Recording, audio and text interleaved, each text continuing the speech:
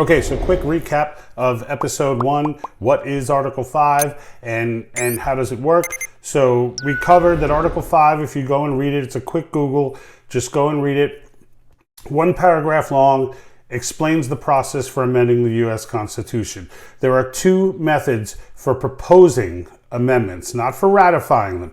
There's only one method for ratifying them. But for proposing them, there's two. One involves the federal government, one does not. The one that does, 2/3 of the House, 2/3 of the Senate, they vote, they agree, we're in. They hand it over to the states, 50 states look at it, takes 3/4, a supermajority of the states, to ratify those amendments. The other method is the Convention of States, and that's what we're all about. This requires not 2/3 of the House and Senate, but 2/3 of the states' legislatures, not governors, the states' legislatures, to vote on resolutions, pass resolutions calling for a Convention of States. Those calls must be, to get to 2/3, the 2/3 must be on the same topic, okay? Right now, there are 15 states that have already passed resolutions calling for amendments. We're going to get into what those amendments are today. There are another 8 states that have passed one house and are waiting to pass the other. Virginia is where my money is, to be number 16, but we'll see. And then there are more than enough to get us to the magic number of 2/3, which is 34 states who have resolutions, okay, written, but have not voted on them yet. So it's all about us at this point. It's all about us. Let's get into what those amendments are. Let's do it.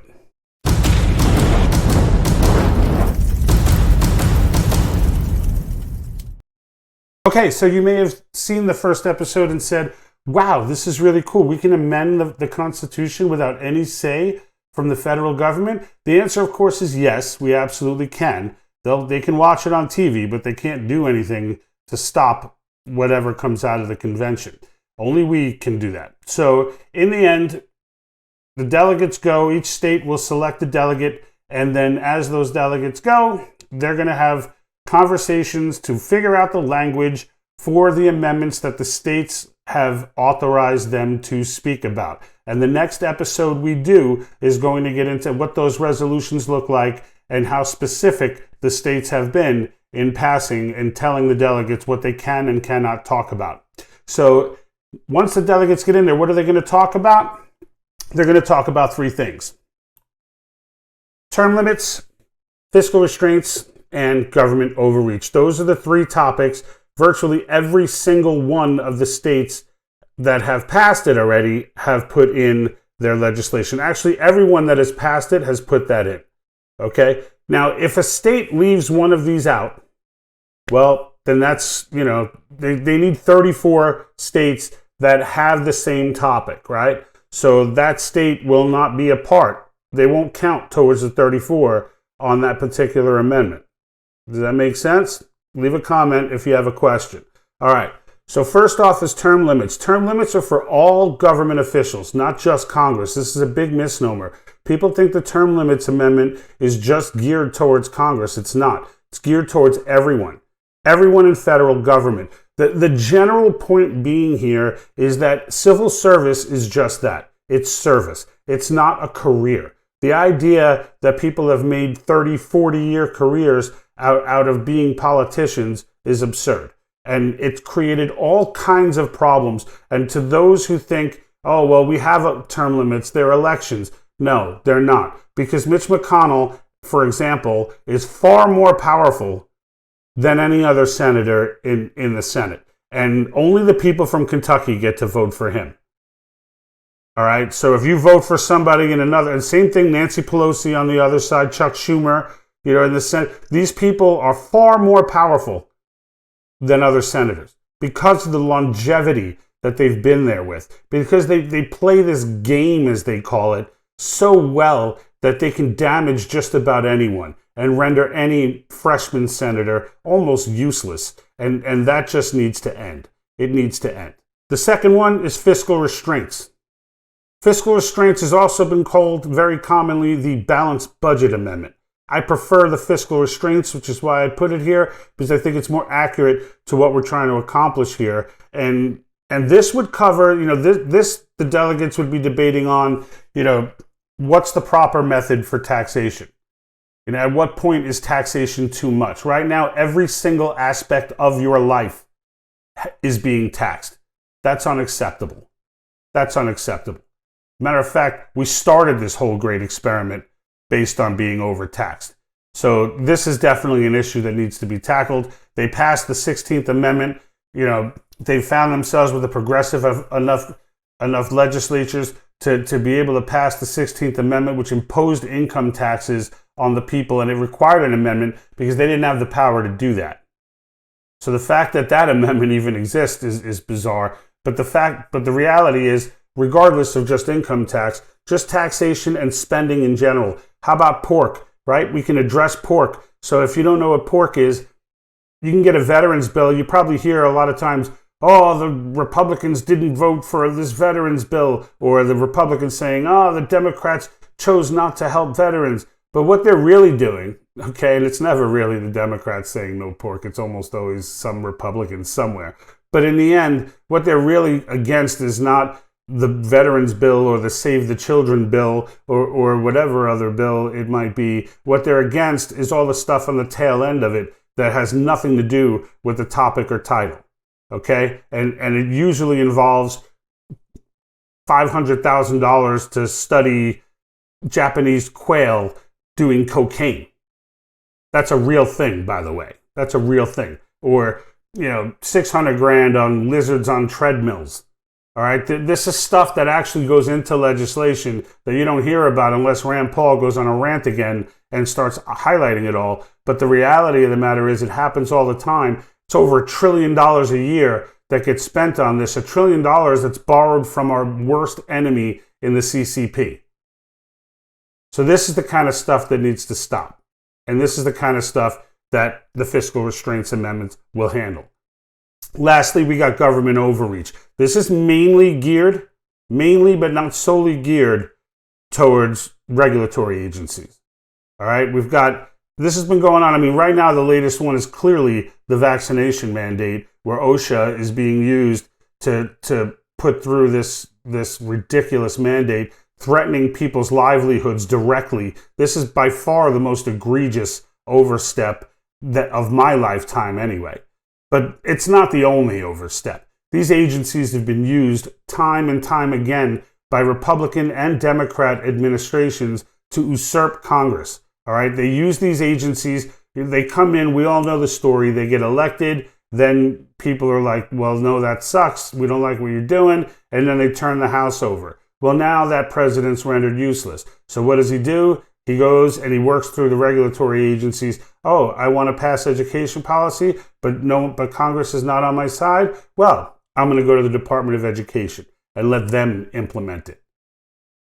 Department of Education has no authority to implement anything. All right, they don't have any authority to create anything. That's the job of the legislature.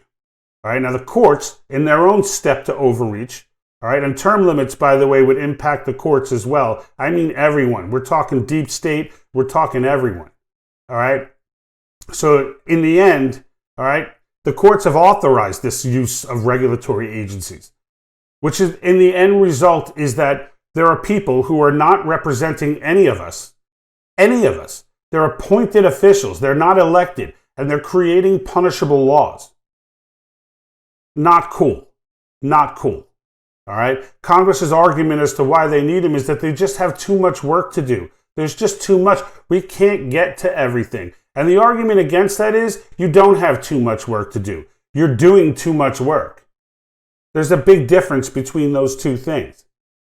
Right? Congress has got its hands and its tentacles in just about every aspect of American life. Making promise after promise after promise, wasting dollar after dollar after dollar, borrowing dollar after dollar after dollar.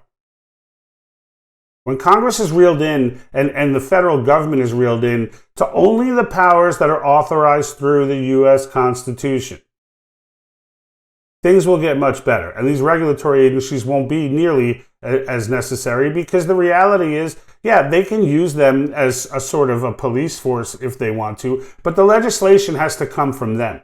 They got to own it. They don't get to point the finger at the head of a regulatory agency and say, well, he did it. I agree. That's terrible. No, that's terrible because he did it. You're supposed to be doing it. And if you think it's terrible, then it never would have happened. But yet, that doesn't change the money that gets paid on the fines that these agencies issue. And the people who have been harassed off their properties over weird jurisdiction that's been used, just bizarre stuff over the decades. And it just needs to come to a close. So those are the three.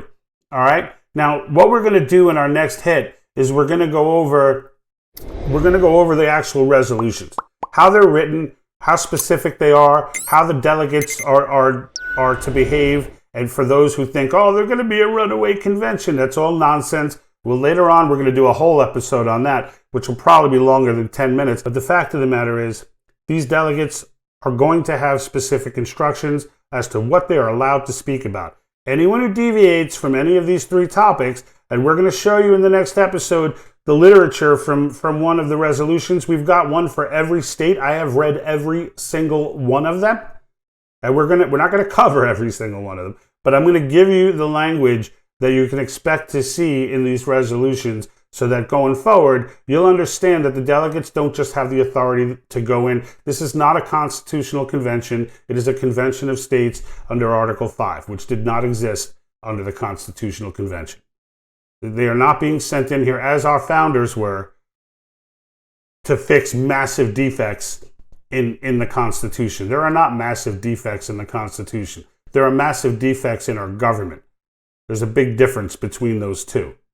All right? So stick with us. If you haven't subscribed already, make sure you subscribe. Pass these on to any friends you have that would be interested in the material. We need to get as many people on board as humanly possible. This is an incredibly big deal, folks. The stakes are very high, and these are all issues that the government is not going to do on their own. And it's important for people to understand we're focused on topics that unify us, not divide us. This is not a red or blue issue. 55% of Democrat voters agree with these amendments because they're common sense.